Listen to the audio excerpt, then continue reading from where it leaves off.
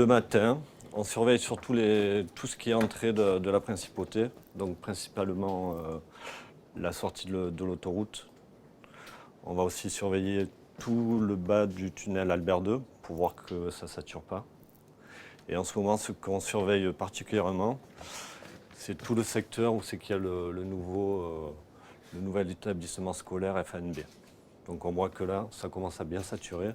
Du coup, on va donner un peu de temps de verre sur les carrefours à feu, de manière à pouvoir écouler le trafic un peu plus facilement. Nous sommes au cœur du centre intégré de la gestion de la mobilité. Ici, vous le voyez, les routes et les différentes voies de la principauté sont visibles sur cet immense mur d'écran.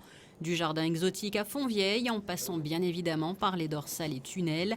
Le trafic est dense, particulièrement entre 7h30 et 9h15. Un trafic qui a connu des pics importants il y a quelques jours. La journée de jeudi dernier, donc on a frôlé, on n'a pas frôlé, on a battu un record, puisqu'il y a eu à peu près plus de 172 bus de tourisme qui sont venus en principauté. Et à cela s'ajoute à peu près 140 bus de la CAM et de la TAM. Donc pour nous, donc un record. Et donc ça s'est très bien passé en termes de circulation. Alors maintenant, place à cette semaine, nous sommes lundi matin, mais plusieurs événements sont d'ores et déjà annoncés. Quels sont-ils ?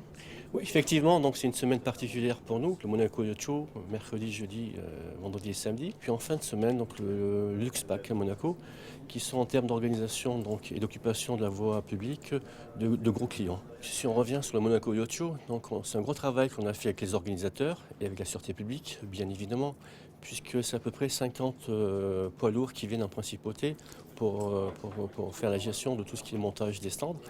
Donc les mesures qui ont été prises il y a 2 ans ont fait leur preuve, puisqu'en termes de circulation, nous avons un peu moins d'impact, je dirais quasiment pas d'impact sur le trafic, sauf bien évidemment les 3 jours où la route de la piscine sera fermée.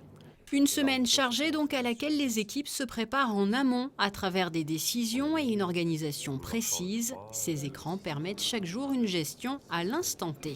En temps réel, les usagers sont informés que la route de la piscine est ouverte et ça leur permet de pouvoir adapter leur itinéraire au schéma de circulation qu'on met en place. Il faut aussi gérer les arrêts comme ce camion-citerne et sa panne brutale. Avec un gros dégagement de fumée, comme vous pouvez le voir. Du coup, là, en cas d'incident comme ça, la première chose que doit faire un opérateur, c'est mettre en sécurité les usagers.